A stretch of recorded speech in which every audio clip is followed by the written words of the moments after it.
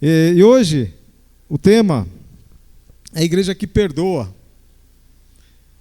Nós estamos aqui congregados, nós formamos uma igreja. Se você é igreja, levanta sua mão assim, ó, sou igreja, estou aqui, estou congregado, reunido. Então, se a Bíblia fala que tem que perdoar, então eu tenho que perdoar. Amém? Vira aí para o seu irmão e fala assim, ó, você tem que perdoar. Agora fala assim para ele também, eu tenho que perdoar. Amém? Eu bato na tecla, eu insisto, eu falo. Porque qual é o maior dom que nós recebemos de Deus, nós temos que ter na nossa vida, nós temos, né, na nossa vida. É um presente de Deus, é uma dádiva, mas o maior dom de todos é o amor. Amém? A Bíblia fala assim que eu poderia falar a língua dos anjos, dos homens, né, ser poliglota, falar todas as línguas de todos os países. E olha só que aqui no Brasil, vamos falar das terras indígenas aí, eu nem sei, eu já vi uma matéria, mas é muitas línguas diferentes, né? E a gente sabe mal falar o português correto. Imagina você falar todas as línguas, né, da terra. E aí a Bíblia fala, se você falasse a língua dos anjos, pegasse todos os seus bens, repartisse com o mundo inteiro, com os pobres, né, de nada isso valeria se você não tivesse amor. Esse é o maior dom. Mas em paralelo com o amor, eu falo sempre, vem o perdão também. Se eu quero, eu recebi o amor de Deus, se eu quero manter esse amor, então eu tenho que ser rápido também em perdoar ou pedir perdão, né? Porque nós somos falhos, nós somos pecadores, nós somos errantes. Enquanto estivermos aqui na terra, nós estamos sujeitos, né, a errar, a falhar. Mas nós temos que entender que o nosso próximo, o nosso irmão, nossa irmã, o nosso próximo, o nosso colega de trabalho, enfim, alguém da família, alguém da vizinhança, pode errar também conosco, ou nós podemos errar com eles também. Eu não sou o dono da razão, da verdade, eu não sou o certinho, né, aquele que nunca errou, né? Então eu tenho que reconhecer que da mesma forma que eu posso errar e tenho que pedir perdão, a Bíblia fala também que eu tenho que perdoar. E o perdão, ele é tão relevante na Bíblia, na palavra de Deus, na vontade de Deus, eu diria assim, porque tem aquela parte da oferta. E olha só que interessante, eu vou repetir porque eu acho que alguém, eu já falei, mas alguém às vezes não estava aqui, não ouviu. Mas eu vou repetir isso e vou deixar bem claro. A Bíblia fala assim, olha, se você tem uma oferta e vai depositar lá no altar, se você lembrar de alguém, de um irmão teu, que pecou contra ti, deixa a tua oferta de lado, vai lá, se reconcilia com o seu irmão, depois volta, pega a sua oferta e deposita. Olha só, se é ele que tem algo contra mim, não é ele que tinha que vir me pedir perdão, mas a Bíblia fala que eu tenho que ir lá e me reconciliar com ele. Ou seja, eu não posso deixar aquilo passar batido. Olha só como que é séria a coisa. A questão do perdão é muito urgente, necessário, é prioridade nas nossas vidas. Se nós quisermos ter o amor de Deus, manter o amor de Deus na nossa vida, nós temos que fazer esse exercício. E olha que hoje em dia está cada vez mais difícil. Né? É difícil. É difícil você receber uma ofensa e você ter que liberar um perdão. Agora, o mais difícil é se você receber uma ofensa de alguém que você ama muito, e você receber uma ofensa daquela pessoa, e você ter que liberar perdão. Agora, mais difícil ainda é você liberar perdão para você mesmo. A Bíblia fala assim, já vou começar a ler aqui, Mateus 6, 14 e 15, que é o nosso tema chave, nosso tema da mensagem. Mateus 6 e 14, e depois o 15. Seu Pai Celestial os perdoará se perdoarem aqueles que pecam contra vocês. Mas se vocês se recusarem a perdoar os outros, seu Pai não perdoará seus pecados.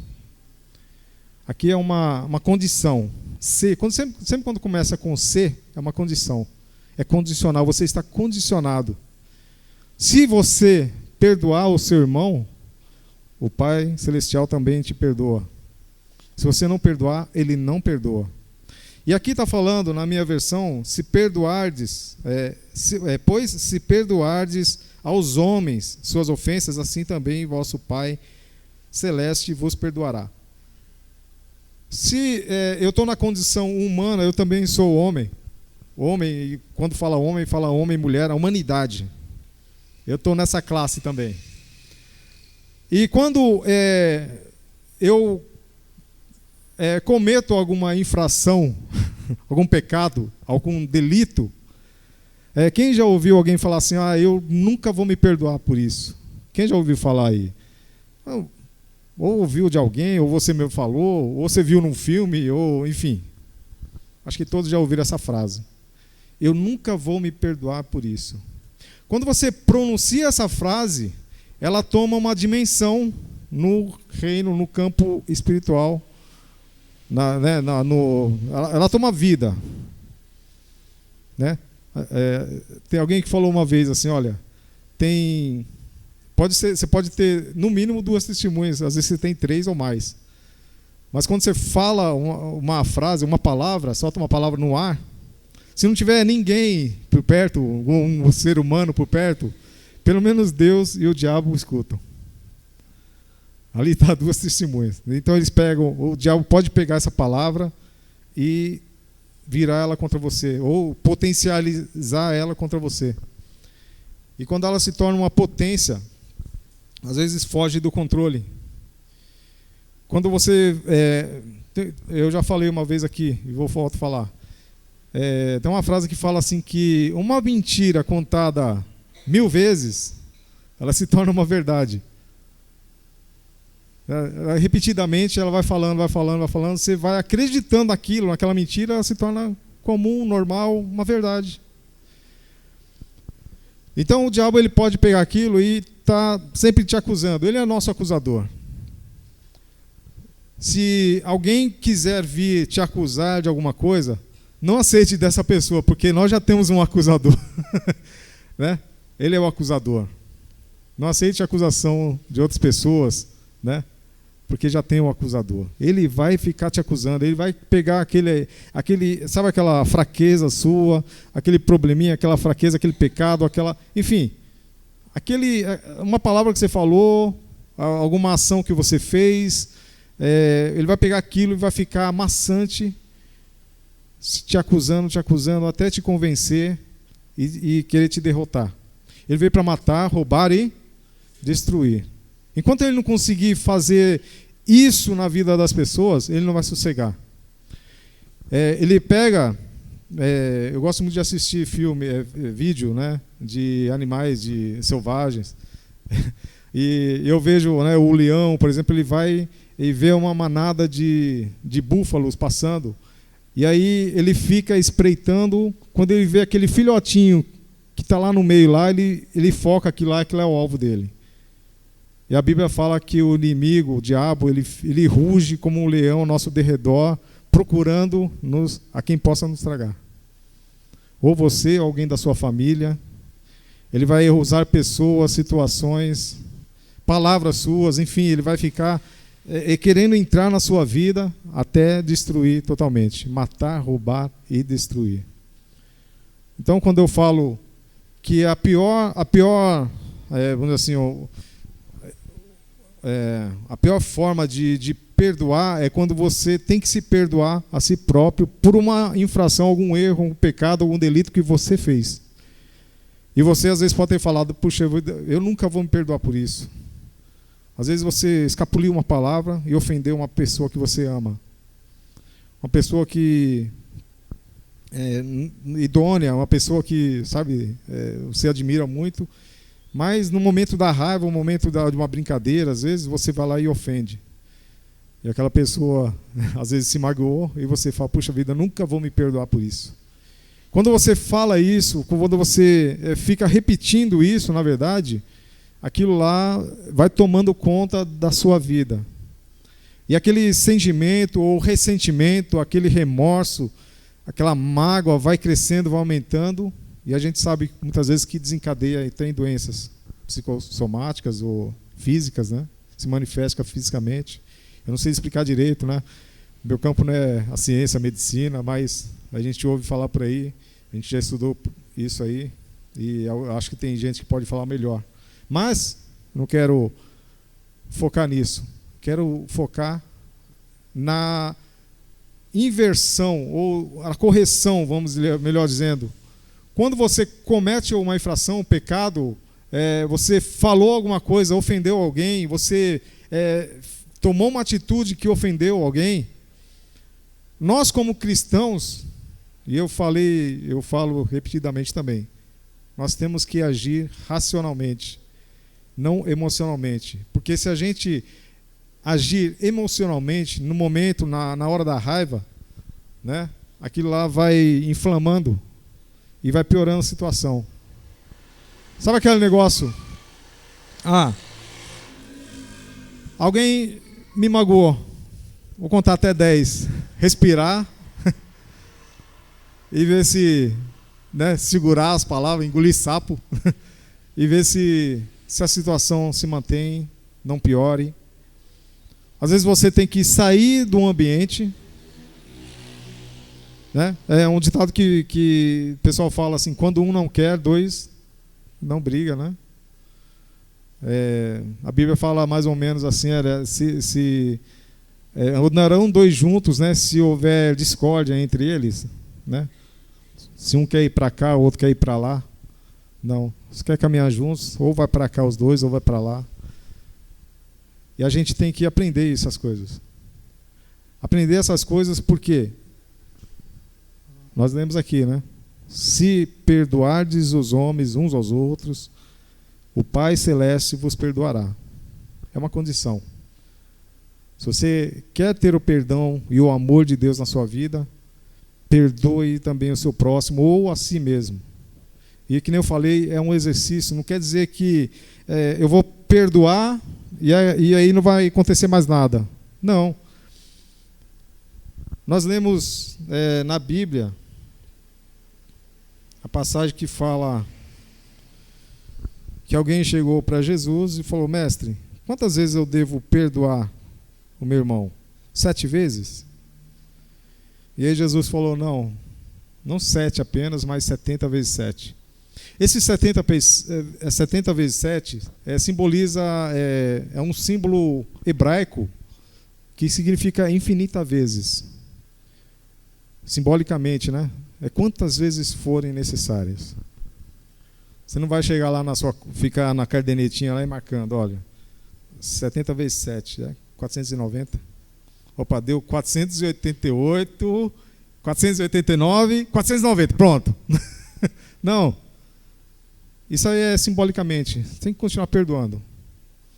Às vezes a mesma pessoa, às vezes o mesmo delito pecaminoso. Não importa. 70 vezes 7 é infinitamente vezes mais, né?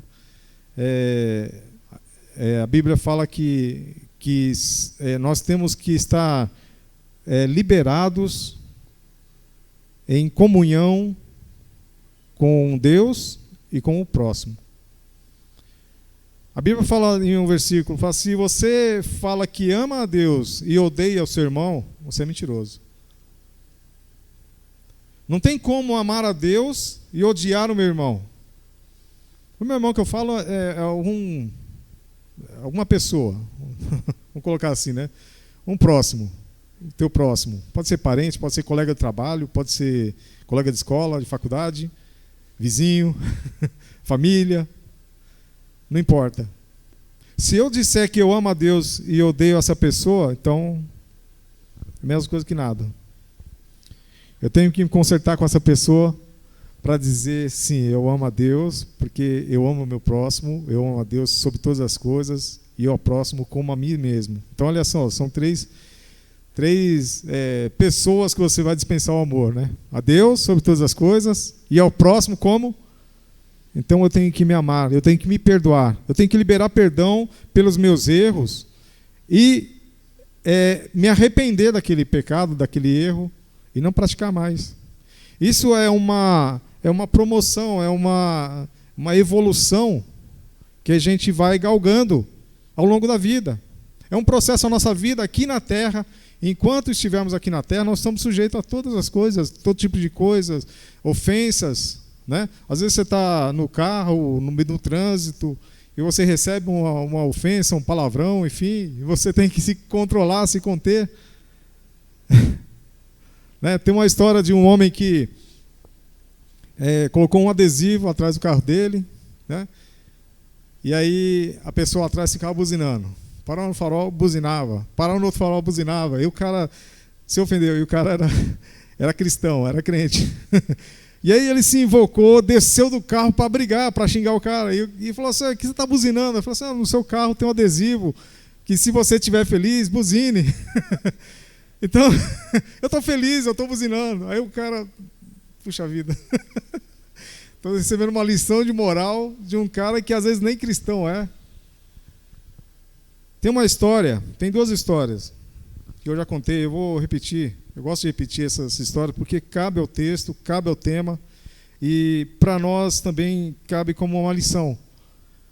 Uma que, esses dois exemplos foi fatos verídicos que aconteceram e um tem até um vídeo por aí circulando na internet, vocês podem até procurar, mas é um serial killer, um assassino em série que estuprava e matava as mocinhas, levava para um lugar qualquer no canto e matava, e enterrava os corpos, né?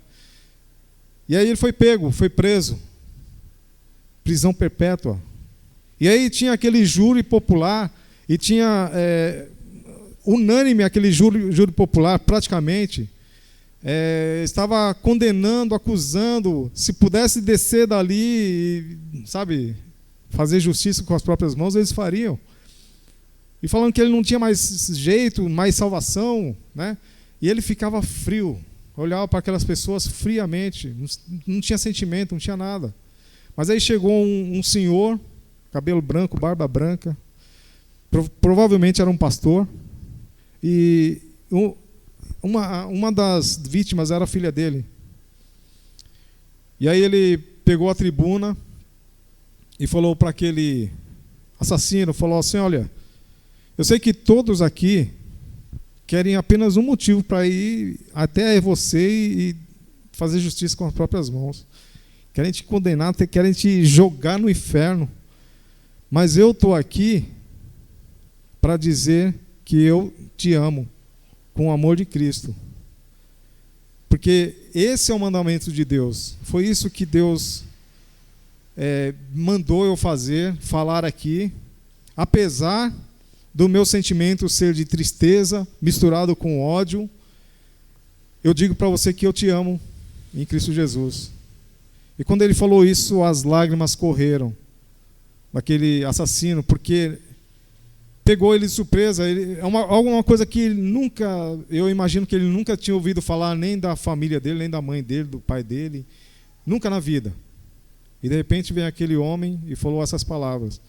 E aquilo tocou lá no fundo. E aí as lágrimas desceram. Aquele homem que olhava friamente para as pessoas, com desdém, com, enfim, indiferença, ele chorou copiosamente. E um outro caso que teve também, um pastor também teve a filha assassinada pelo genro, ou seja, o marido matou a esposa e foi preso. E aquele pastor começou a entrar num processo de luta espiritual contra Deus, contra os princípios, contra a palavra de Deus, contra a vontade de Deus, porque o remorso tomou conta dele e estava travando uma luta, porque ele sabia que não era certo, ele sabia que não era correto, que ele tinha que pregar o amor, que tinha que viver o amor, tinha que perdoar as pessoas, enfim, tinha que viver uma vida de perdão e de amor. E aí ele orou, tirou um momento de oração, Deus falou com ele, e ele foi na cadeia. E aí ele teve aquela conversa com o seu genro assassino que estava preso. E falou assim: olha, Deus me mandou vir aqui te perdoar, pagar a sua fiança, e eu quero que a partir de hoje você venha trabalhar comigo na obra de Deus. E aquele genro começou a chorar, os dois se abraçaram. Ali foi liberado cura emocional, foi liberado o perdão, foi liberado o amor de Deus. Algo que é incondicional, algo que não dá para explicar. Humanamente, quem está passando a situação não explica, não sabe explicar. O sentimento de ódio, de tristeza está tomado, aquela pessoa está tomada por esse sentimento e ela não consegue descrever o tamanho do amor de Deus. A Bíblia fala que o amor de Deus, ele é incondicional. Olha só, nós temos que ser condicionados, nós somos condicionados aqui para ter o amor de Deus, mas o amor de Deus, ele é incondicional. Ele não depende daquilo que você faz, pecadinho, pecadão. Para Deus não tem essa diferença. Para Deus, ele não faz acepção de pessoas. Pode uma pessoa que às vezes não é cristã, não é devota, uma pessoa que não pratica, que não vai na igreja, enfim, mas ela pratica os princípios bíblicos da palavra de Deus. Uma pessoa que é fácil de amar, de perdoar, né? Só falta receber Jesus na sua vida, enfim, praticar, conhecer a palavra de Deus e praticar, né? Mas alguns princípios da palavra de Deus ela pratica. E muitas vezes, pessoas que vão ao culto, né, vão à igreja, participam de todos os eventos, ministérios, e não libera perdão para o próximo. Ontem teve aqui a peça, as irmãs, né?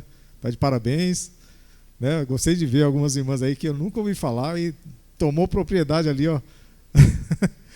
E incorporou no personagem. Falei, nossa.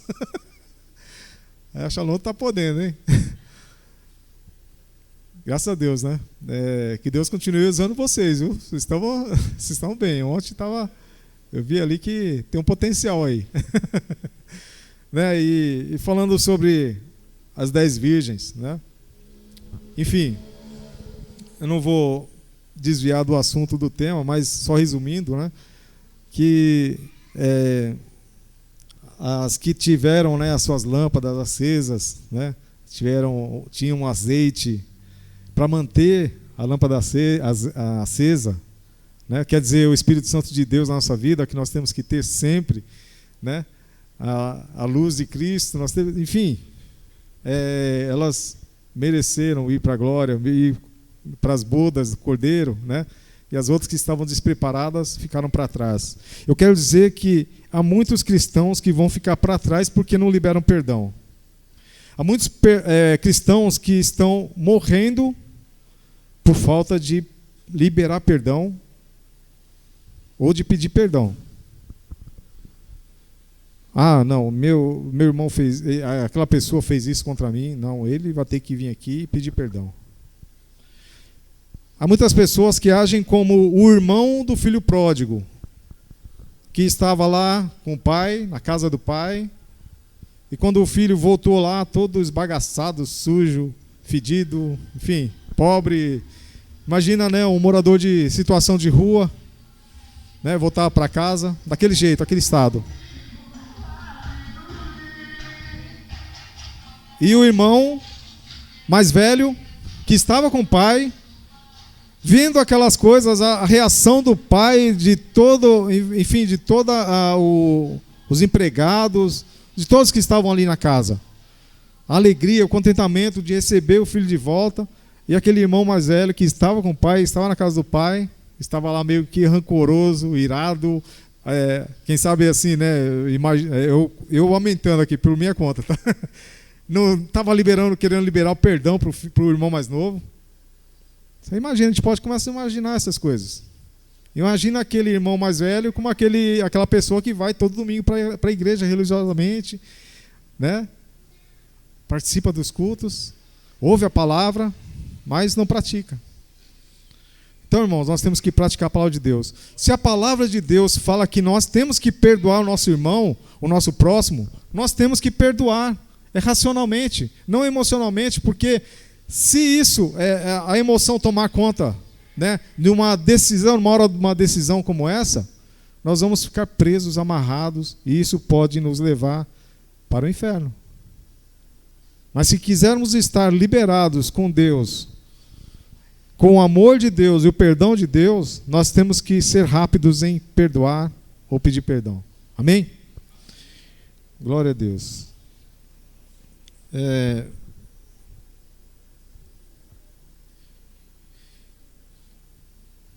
Eu marquei umas coisas aqui. O perdão nos liberta do peso do ressentimento, da raiva e da amargura, e nos permite experimentar a paz e a reconciliação com Deus e com nossos semelhantes. O perdão não é fácil, mas com a ajuda de Deus podemos superar a amargura e encontrar cura em nossos relacionamentos. Amém, irmãos?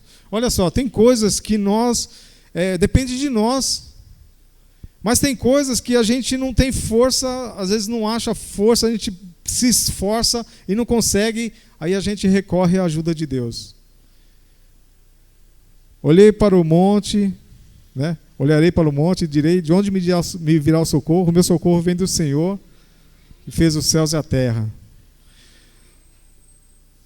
A gente sabe muito bem que o amor de Deus, que é incondicional, ele nos ajuda no momento de fraqueza, no nosso amor condicional, no nosso amor raquítico, fraco, debilitado.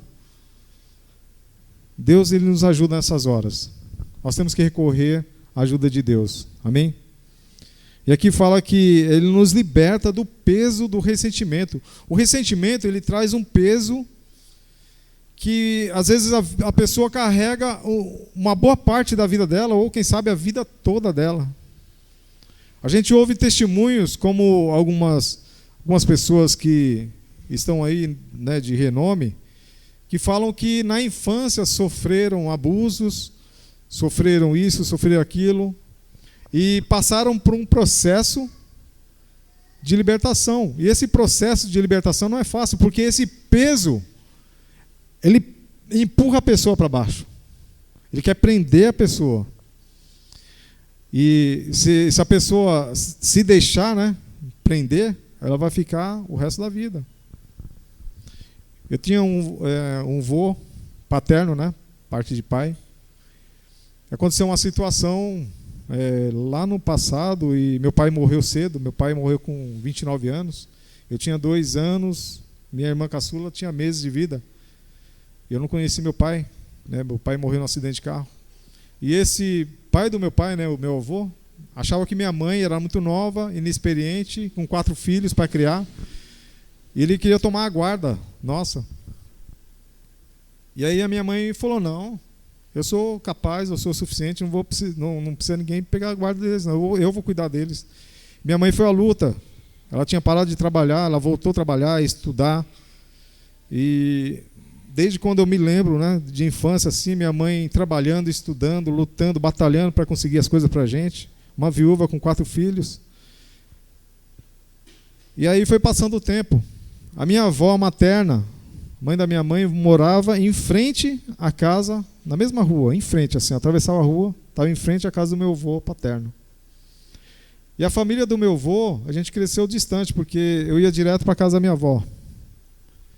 E a gente via, às vezes, algumas pessoas, mas se eu falar para vocês que eu não sei até hoje o nome de todos, quem é tio, quem é primo. E, lógico, meu avô, passou um tempo, ele estava no leito de morte. E aí ele pediu para chamar nós, lá, os netos, né, para ele pedir perdão. Aí fomos eu e minhas 2 irmãs. Meu irmão mais velho não foi. E ele pediu perdão, a gente liberou perdão para ele. Poucos dias depois ele morreu. Sem querer, né, vamos dizer, sem entender, vamos dizer, né, assim. Eu já estava praticando a palavra de Deus naquela época, de criança, de pré-adolescente. Eu nem lembro quantos anos eu tinha. Mas isso aí trouxe cura, trouxe libertação. Hoje, se eu ver qualquer parente meu por parte de pai, eu cumprimento, mesmo às vezes sem saber se é tio, se é tia, se é primo, se é prima. Eu cumprimento, converso. Não, nada mais me impede de ter essa aproximação. Então, irmãos, nós temos que aprender a praticar a palavra de Deus. Amém? Quando eu falei de peso, o ressentimento, hoje em dia nós estamos vivendo a época aí, né, que é a doença do século, que fala que é crise de ansiedade, enfim, começou lá atrás, depressão, né, hoje é crise de ansiedade, não sei se é isso mesmo, é o termo, ou se já mudou, né, mas vai mudando as palavras, mas o sentimento é o mesmo. Há uns 2000, acho que vou falar 2003 mais ou menos, eu estava lá no interior, em uma empresa que eu trabalhava, e uma moça lá naquela época foi afastada pelo médico por problema de depressão. E aí tudo ficou aquele comentário entre a gente, eu até participei também no comentário, porque não entendia, né? Isso aí, o pessoal falando, isso aí é frescura. Onde já se viu? Depressão, isso não é doença. O pessoal até falava, isso é falta de vergonha na cara, né? Naquela época ela falava isso aí, é um absurdo. Ser afastado por doença, tudo bem. Por enfermidade, né? Tudo bem. Mas por sentimento, uma doença que era considerada sentimento, a gente não aceitava isso na época. Mas hoje, a gente vê que é a doença do século, né? É a doença que está tomando conta da humanidade.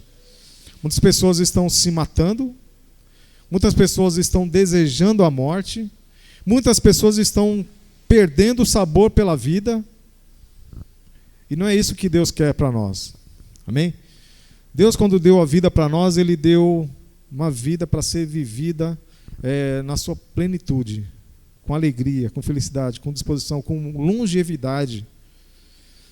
E as pessoas hoje, jovens, adolescentes, né, estão com esse sintoma de querer se matar, enfim, por problemas de crise de ansiedade. Então nós temos que, irmãos, combater isso. Como? Aprendendo e praticando a palavra de Deus. Amém? Eu vejo muito comum hoje, tenho 4 netos, como todos sabem aqui, e às vezes eles brigam lá entre eles, né? Brincam, e depois briga. E a gente faz a cariação, né? Põe um contra o outro assim e fala assim, olha, o que aconteceu? Aí eu falo, não, fez isso, fez aquilo, tal. Fala, tudo bem, olha, libera o perdão um para o outro, uma pede perdão para a outra, se abraça aí e vão brincar. Isso elas fazem, depois esquece, né, que passou. Por isso que a Bíblia fala que o reino de Deus é das crianças, e a gente tem que se tornar como crianças para entrar no reino de Deus. Enfim, a gente tem que ter um sentimento, não de culpa, de trazer uma culpa, um peso, nem sobre nós e nem sobre outrem. Amém? E para isso nós temos que aprender o exercício do perdão. Para isso nós temos que aprender o exercício do amor. Praticar o amor e o perdão não é fácil, mas é possível. Amém? Então, a Bíblia fala sobre Jesus, né, na verdade, ele fala assim, tomai sobre vós o meu jugo, que é suave, e o meu fardo, que é leve. Amém? O jugo de Jesus é suave. O fardo de Jesus é leve. Amém? Vamos repetir todo mundo? O jugo de Jesus é? O fardo de Jesus é? Jugo suave e fardo leve. Quando ele fala assim, olha, tomai sobre vós o meu jugo, que é suave, e o meu fardo, que é leve, ele quer dizer assim, olha, você não tem que carregar esse peso. Quem carregou o peso maior por nós foi Jesus. Naquela cruz que ele foi pregado, foi fixado lá, foi morto ali, naquela cruz, estavam os meus e os seus pecados. Imagina o peso daquela cruz, com o pecado da humanidade inteira. Esses dias eu sou curioso, né? E eu fui consultar no Google. Quantas pessoas já viveram nesse mundo, desde a criação do homem até os dias de hoje? E para minha surpresa, né? Eu sei que isso aí é uma base também, não é certinho. Mas você imagina, hoje tem 8 bilhões de pessoas no mundo. Cerca de 8 bilhões. Já viveram nesse mundo 104 a 108 bilhões de pessoas. Então dá para imaginar, né? Se hoje tem 8 bilhões, quanto seria 108, 104 bilhões de pessoas hoje? Imagina Jesus carregando aquela cruz com o pecado de 104 ou 108 bilhões de pessoas naquela cruz, naquele madeiro. E quando ele foi preso, foi morto, foi fixado naquela cruz, os nossos pecados foram cravados ali. Ele levou sobre si as nossas dores, nossas enfermidades. Ele levou nossa culpa. Ele pagou o nosso preço para que eu e você hoje fôssemos livres, liberados, sem mágoa, sem culpa, sem peso nenhum. E ainda ele fala, olha, tomem sobre vós o meu jugo e o meu fardo, que é leve, que é suave. Vocês não precisam carregar esse peso, essa mágoa, essa culpa. Você não precisa ficar magoado com ninguém. Se acerte com o seu irmão, se acerte com a sua irmã, se acerte com a pessoa que te ofendeu. Depois traga a oferta.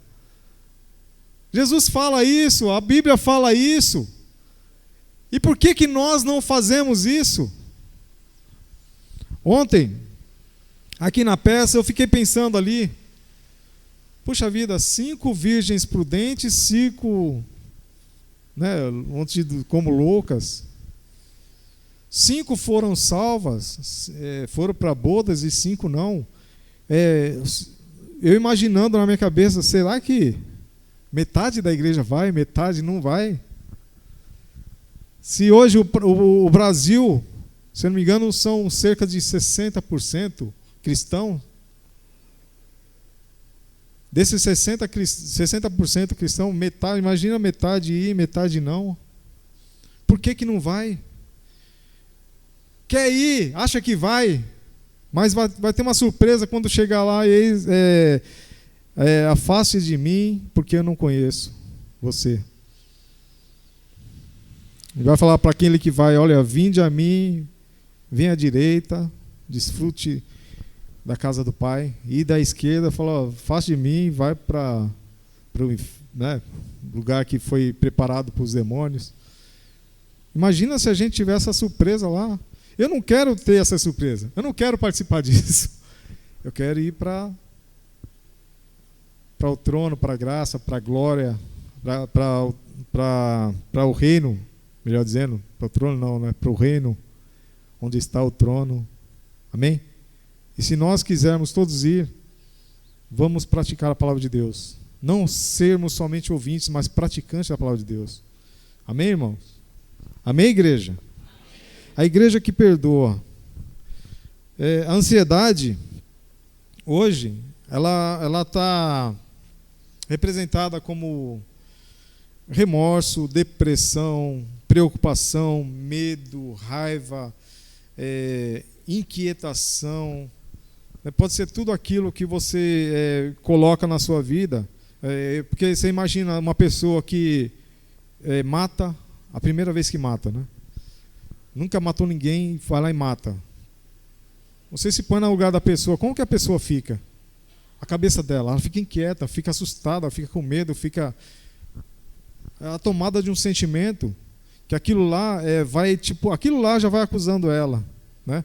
Já vai fazendo com que ela fique reprimida, depressiva.